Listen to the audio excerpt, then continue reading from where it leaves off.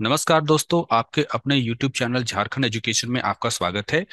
वर्ष 2019 के question bank के सॉल्यूशन का ये सेकंड पार्ट है और सेकंड पार्ट में हम लोग सेक्शन बी के क्वेश्चंस का सॉल्यूशन करेंगे। सेक्शन बी आपका very short answer type questions है। जितने भी प्रश्न हैं सेक्शन बी के सभी के लिए प्रत्येक प्रश्न के लिए आपको दो दो अंक मिलेंगे। टोटल प्रश्न कितने थे? टोटल प्रश्न इसमें 9 थे। सबसे पहला प्रश्न यहाँ पर, what is the difference between character and string constant? Character constant और स्ट्रिंग कांस्टेंट में क्या डिफरेंस है?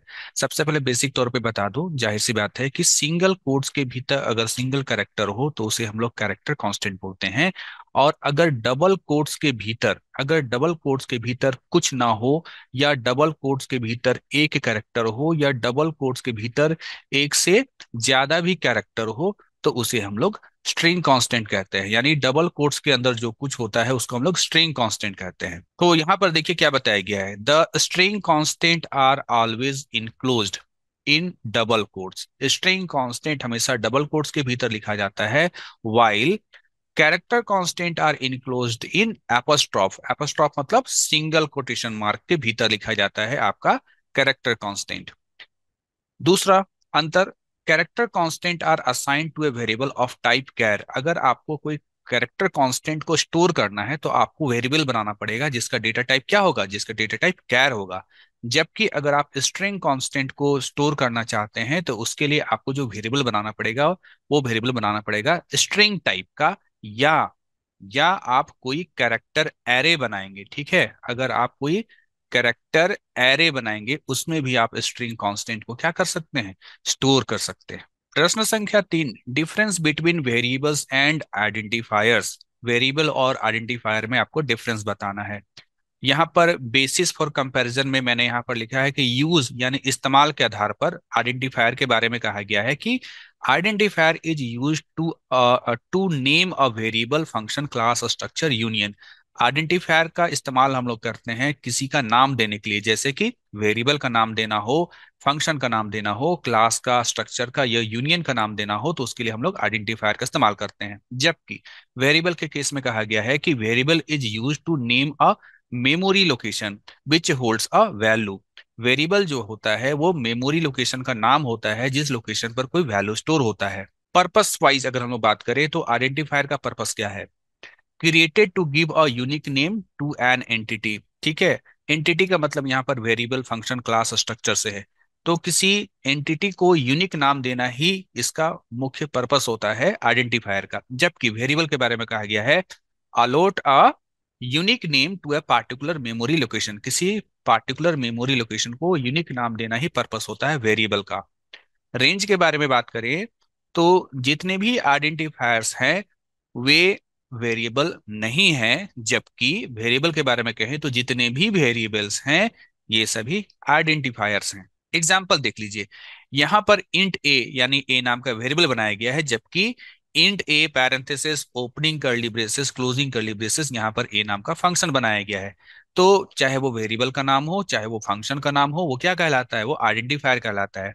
जबकि वेरिएबल के केस में आप केवल वेरिएबल ही बनाते हो, इंट ए, फ्लोट ए, यहाँ पर ए दोनों जगह पर क्या है? वेरिएबल है। तो ये था डिफरेंस आइडेंटिफायर्स और वेरिएबल्स का।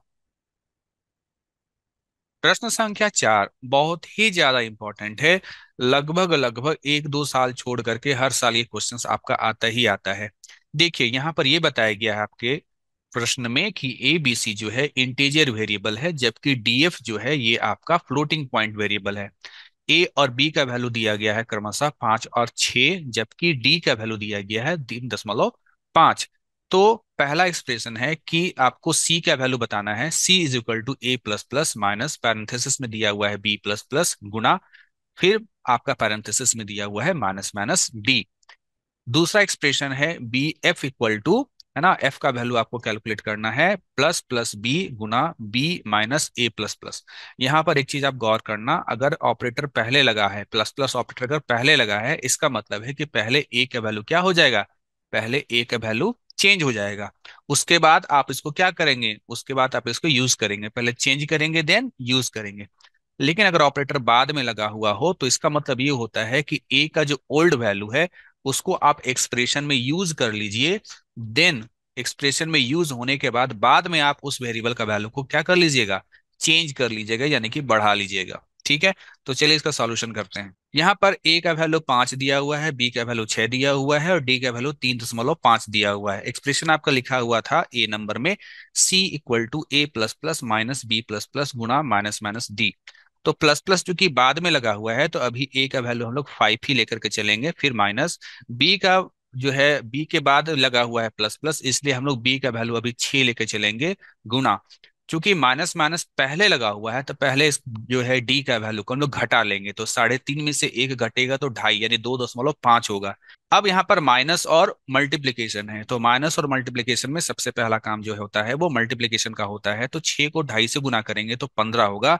ठीक है, तो इस प्रकार से मिला आपको एक्सप्रेशन, 5 में से घटाना है 15 को, 5 में से 15 को घटाएंगे तो आपको मिलेगा -10। ये हो गया आंसर।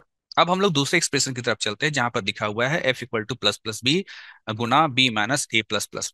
देखिए यहाँ पर हम लोग अभी फिलहाल एक बी का है ना, बी का ओल्ड वैल्यू मान लेते हैं 6 लेके चलते हैं, कि बी का हम लोग वैल्यू यहाँ पर 6 लेके चल रहे हैं। तो प्लस प्लस पहले लगा हुआ है, इसका मतलब है कि पहले 6 से बढ़ा के उसको 7 कर लीजिए। तो हमने क्या कर लिया, प्लस प्लस बी हमने क्या किया, पहले बढ़ा के 7 कर लिया, उसके बाद अब इसको एक्सप्रेशन में यूज यूज करने वाले हैं। तो 7 गुना बी, बी चूंकि अब बढ़ चुका है तो वो क्या हो चुका है, वो 7 हो चुका है, घटाओ 5 यहाँ पर लिखा हुआ है। ठीक है, तो 7 से 7 को गुना कीजिए, क्योंकि गुना का काम पहले होता है, घटाव का काम बाद में होता है। तो गुना का काम करेंगे तो 7 गुना 7 49 हो गया, उसमें से 5 को घटाएंगे तो आपको 44 यानी 44। तो एफ का वैल्यू कितना हो गया, एफ का वैल्यू 44 हो गया, ये आपका आंसर हो गया। तो इस प्रकार का प्रश्न आप लगभग लगभग हर साल देखने को मिलेगा, यानी प्लस प्लस और माइनस माइनस ऑपरेटर जो है, इससे संबंधित क्वेश्चन का आपको ज्यादा से ज्यादा प्रैक्टिस करना है। अगला प्रश्न, what data type would you use to represent the following items. दिए गए आइटम्स के लिए है ना, आप कौन सा डेटा टाइप का इस्तेमाल करेंगे। जैसे फॉर एग्जांपल कहा गया है number of employ in department, है ना, किसी डिपार्टमेंट में एम्प्लॉय का नंबर को दर्शाने के लिए कौन सा डेटा टाइप इस्तेमाल कीजिएगा, इंट कीजिएगा, फ्लोट कीजिएगा, कैर कीजिएगा। उसी प्रकार से किसी एम्प्लॉय का सैलरी के लिए कौन सा डेटा टाइप इस्तेमाल होगा, किसी एम्प्लॉय का जो आइडेंटिफिकेशन नंबर है ना, उसके लिए कौन सा डेटा टाइप इस्तेमाल करेंगे, और उसके व्हीकल, वो जो व्हीकल उसके पास है, उसके पास जो वाहन है उसका रजिस्ट्रेशन नंबर के लिए कौन सा डेटा टाइप इस्तेमाल होगा।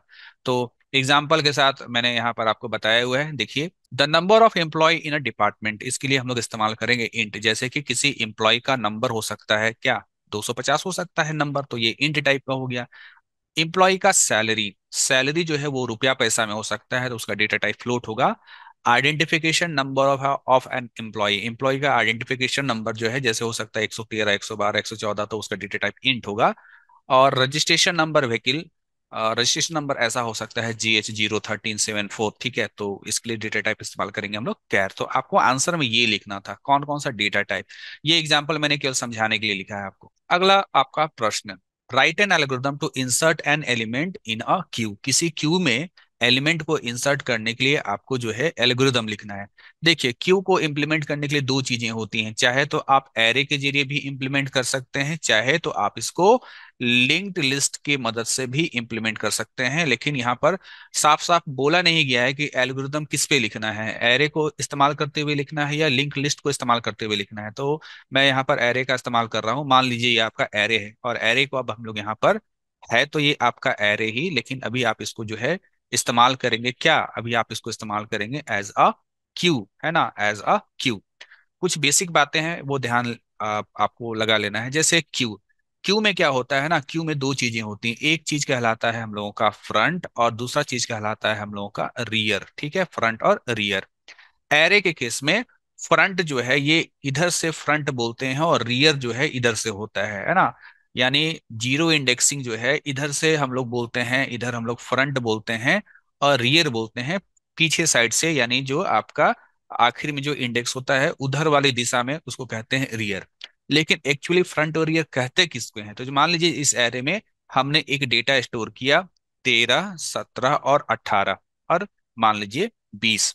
तो यहाँ पर जो सबसे पहला एलिमेंट है वो 13 है, तो 13 का जो इंडेक्स 0 है ना, तो यहाँ पर जो होगा आपका फ्रंट जो है, हम फ्रंट कहेंगे 0 को।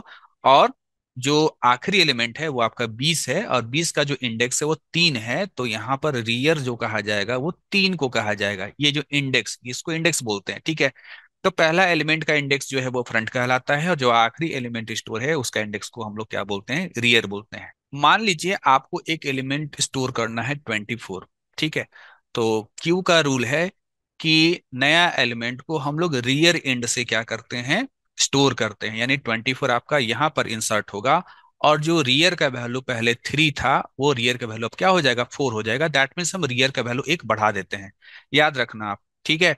क्या कि जब भी हम कोई नया एलिमेंट स्टोर करते हैं तो रियर का वैल्यू जो है वो एक बढ़ जाता है, और उस बढ़ा हुआ जो इंडेक्स है ना, उस पर ही हम नया वैल्यू को स्टोर करते हैं। जैसे मान लीजिए अब आपको जो है 80 स्टोर करना है, तो आप पहले रियर का वैल्यू एक बढ़ा लीजिए, 5 कर लिया।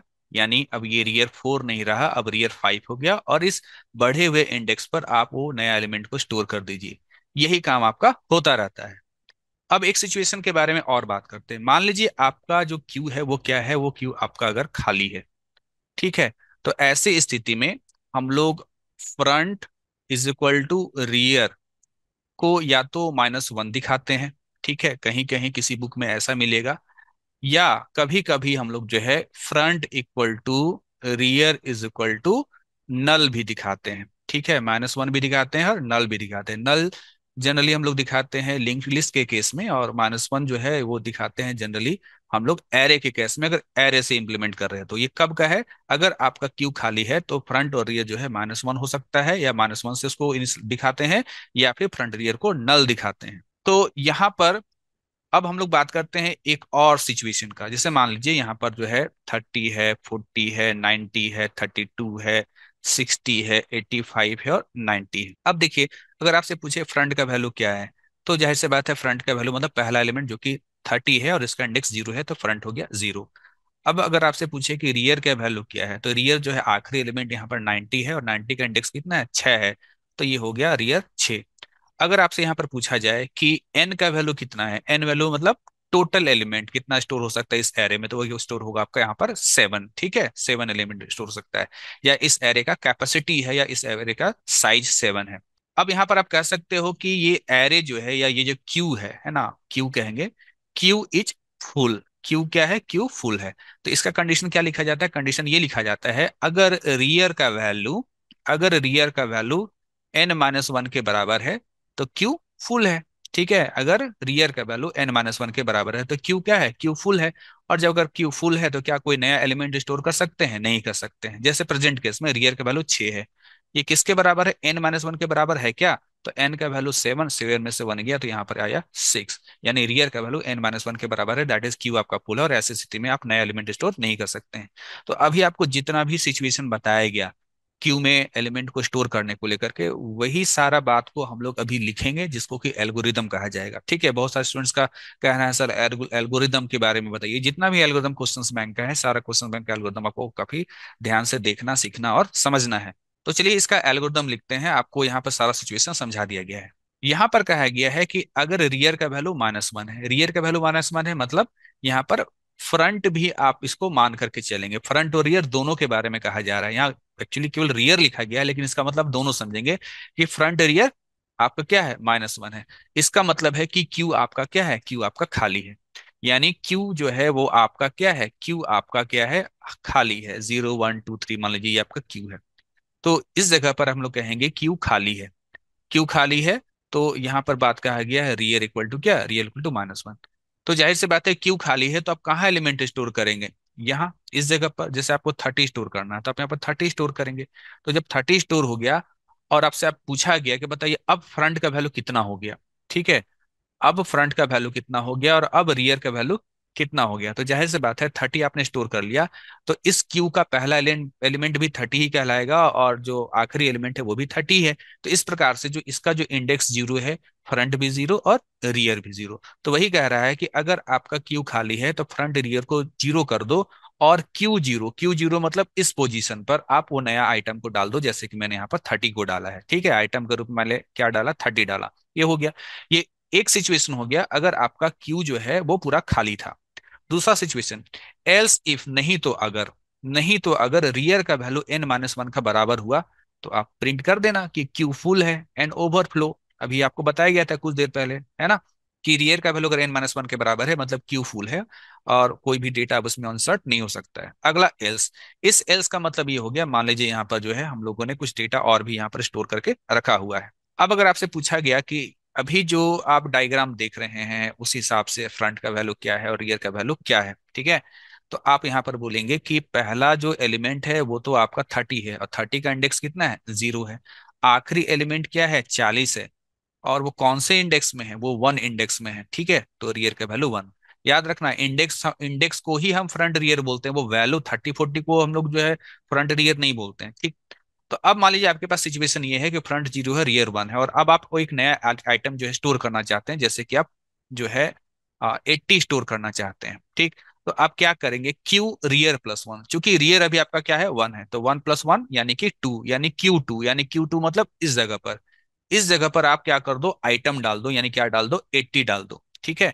तो क्यू रियर प्लस 1 यानी इस पोजीशन पर 80 डाल दो और रियर का वैल्यू को एक बढ़ा दो, क्योंकि रियर अभी तो 1 ही है। तो रियर का वैल्यू को बोल रहा है कि पुराना रियर प्लस 1 कितना हो गया, 2 हो गया, यानी रियर का वैल्यू क्या कर दो, रियर का वैल्यू को 2 कर दो। तो रियर का वैल्यू को क्या कर दो, 2 कर दो। तो इस प्रकार से इंसर्ट हो गया। तो हमने सारा सिचुएशन को हमने यहाँ पर देखा कि किस प्रकार से आप किसी क्यू में, चाहे वो खाली हो, ठीक है, चाहे कुछ भरा हुआ हो, तो किस प्रकार से हम नया एलिमेंट को स्टोर करते हैं। तो बेसिकली होता है क्या है कि हर बार आप जो है ना, अगर आपके क्यू में जगह है तो आप जो है रियर का वैल्यू एक बढ़ा देते हैं और बढ़ा हुआ इंडेक्स पे ही आप नया एलिमेंट को क्या करते हैं, स्टोर करते हैं। तो ये था आपका 2019 के सेक्शन बी के कुछ क्वेश्चंस। अगले पार्ट में हम लोग बाकी के क्वेश्चंस को भी देखेंगे। तब तक के लिए थैंक यू।